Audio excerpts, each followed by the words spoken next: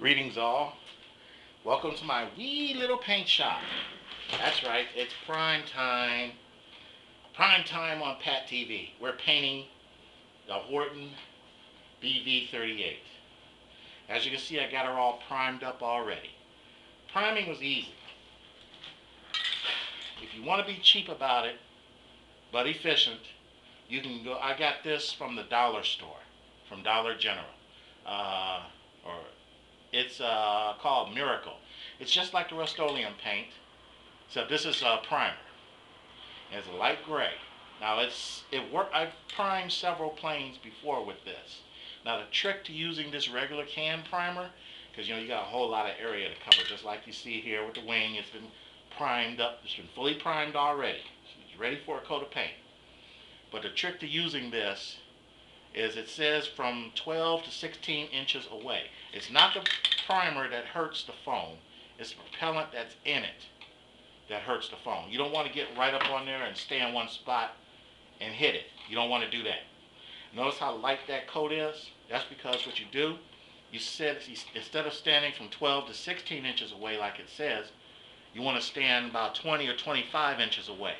And you want to mist it. Give it a mist. Back and forth strokes, giving it a mist. You want the mist to settle on the surface. You don't want to stand there and hold it to make make a big puddle. You don't want to do that. That can damage the foam. Now see how my foam came out pretty good? That's because I stood about 20, 25 inches away and I missed it. I pretty much used up the entire can on both sides too. But you missed it. You missed it. And once you miss one side, you go ahead and do the same for the other side. Then you come back and you put a second coat of mist on, because by that time this mist is dried. This stuff dries fast, especially if you mist it, if you spray it in a mist. So what you do, like I said, just sweeping strokes. You spray a mist on it from about 20, 25 inches away and let the mist settle down on the surface. Then you come out with a good prime job. It doesn't have to be heavy, just enough to prime the surface. And as you can see, this came out pretty good. The top looks the same as the bottom. This is the bottom. So the mist job came out okay. And I made a trip to the hobby place, got a few things, and I did some more research on the paint jobs of World War II German fighters. Turns out, I was a little wrong in the color, just a little bit. On the bottom of German World War II fighters and bombers, it was light blue or a sky blue. I had a couple bottles of that, so that saved me right there. I had a couple of bottles of that sky blue. So we're going to paint the underside here sky blue, but I'm going to give it a couple days to settle. That way when I go to mask it off, it doesn't pull up. So it'll be next weekend when we paint the underside, the top side of it. I didn't quite find this. What number is this? This 1167. It's called flat tan. That's what I had here in the shop, some flat tan. So I said, well, they didn't have that. Why, I don't know. They were all out of these tans. So I tried to match it as best I could, and I came up with something pretty good. A slightly bigger bottle, which I need, and it's almost the exact same color. Almost. So if I were just to mix these two up, it wouldn't even be any difference. But this is this is by Model Master, and it's an Italian sand, which is fine because we're doing it in the desert paint scheme. And this is what number is this? I'm getting old and blind. Oh, here we go. 2110. This is number 2110. So this is going to be for the top side. And actually what I'm going to do is going to mix the two together. Then we come out with just what we need, because they're pretty much the same color, and I have plenty to cover the top side. But as you can see here, I've already mixed up in my spray gun the light blue, because you always go with the bottom first if you're going to paint. The lightest color first, and this is the light one. So we're going to enjoy seeing me doing a little spray painting here. So fasten your seatbelts, guys. Here we go.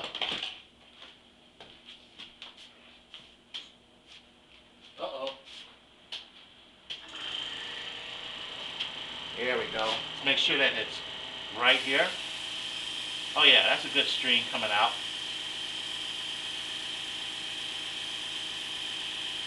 I'm going to widen it out a little bit.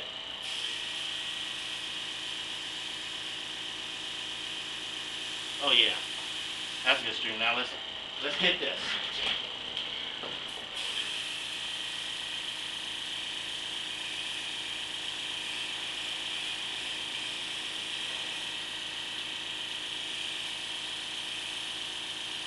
Oh yeah, that's looking good.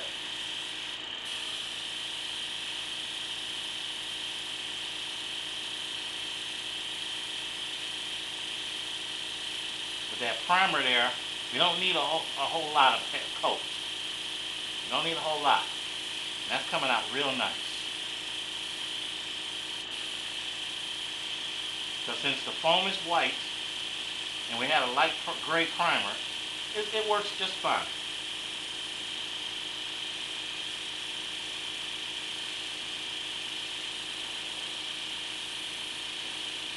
Oh yeah.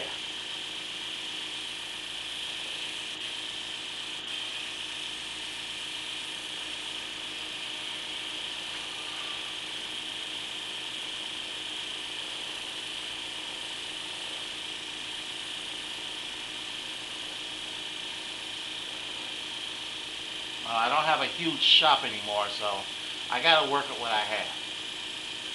And I taped off the servals so we don't get no paint in the servals. I've already learned a lesson from that. You don't want to paint your servals.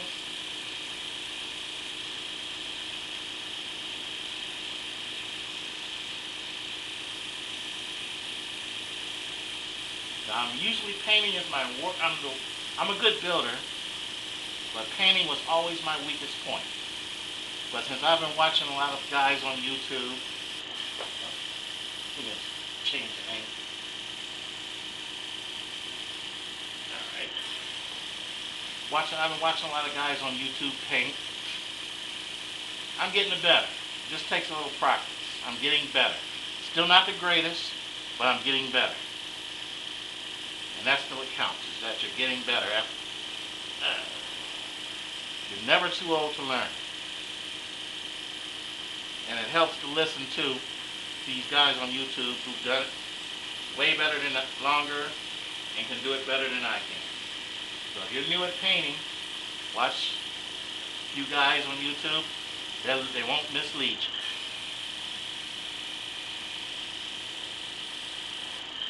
Well, that's good. It's not bad for that one side. One thing I like about airbrushing, you got more control. It doesn't spray all over the place like an aerosol can. You can see where all the paint is going.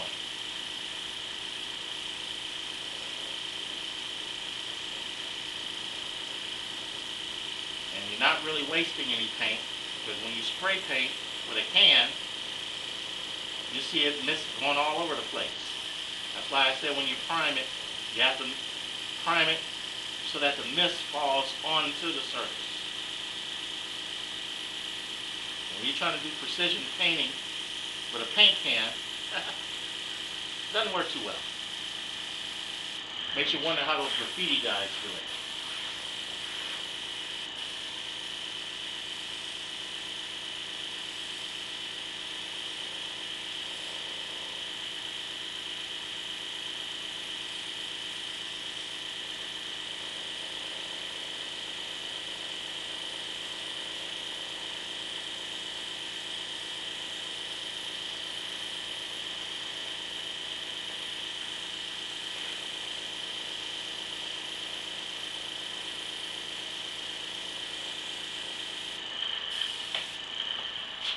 Turn this around, try to get a better angle at it, so that you guys can see.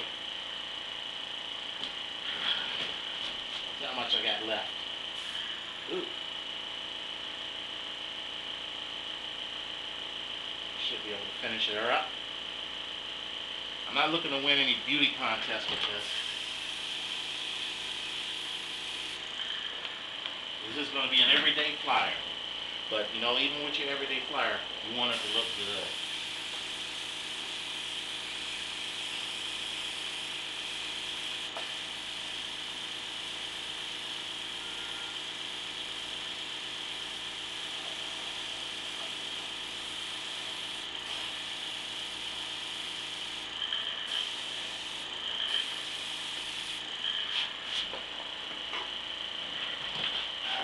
Make sure you guys are seeing this. Oh yeah.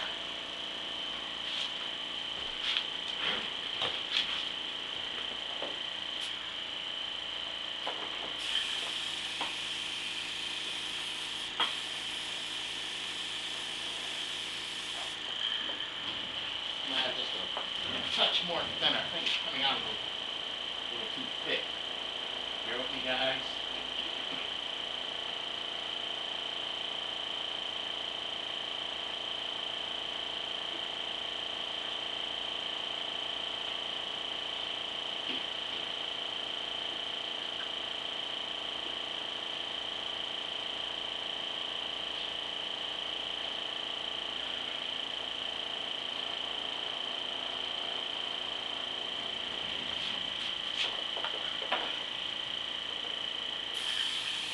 Oh yeah, that's even better.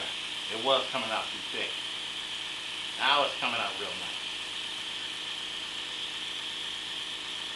See, like I said, I'm learning. I got you guys to thank for it on YouTube. Look at that. Oh yeah. Much better.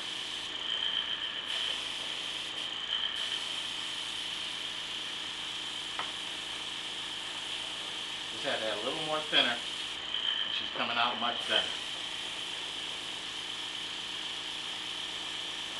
And of course the top side will look even better when I paint it, because I have a little more practice.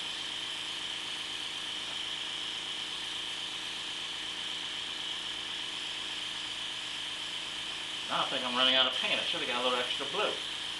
No problem. No worry. I can easily, yeah. Should have got a little extra blue, but that's no big deal. Now one thing that's important, you guys want to remember this when you're airbrushing. Keep your airbrush clean. When you do that, you're going to need thinner.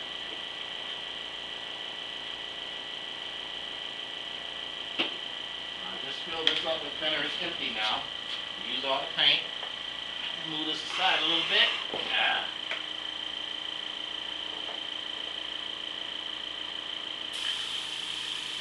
Because this is flat paint. Flat paint dries fast. And if you leave flat paint in these air guns, it will plug it up.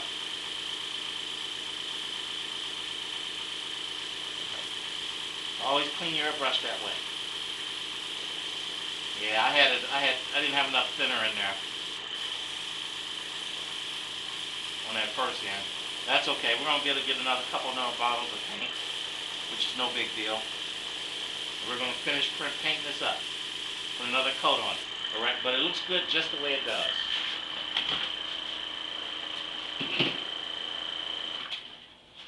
Okay, our airbrush is clean, and the bottom half is almost done. I'm gonna get some more blue paint. I guess I should have got some light blue. I wasn't thinking. I should have got some more light blue, but that's okay. It looks good just like it is. So I'm gonna get a couple more bottles of light blue and finish this up later on. And by next weekend, we're gonna do the top half. So, and I was looking over while looking over those paint jobs again. That desert color was pretty good. You know, it looked good, and I saw even on YouTube somebody had a FMS 109 with desert paint job. It was Egyptian colors with desert paint job, and it looked good. But I think I'm going to add some light brown to it, make light brown camouflage. That'll give it some definition. So, hey, I guess I am an artist at heart. Well, that's it for now, guys. I'm going to let this dry and try to relax.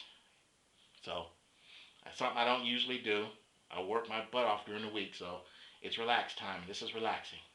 But I'm going to sit down and chill now. All right, hey, you guys take it easy, and we'll see you the next time.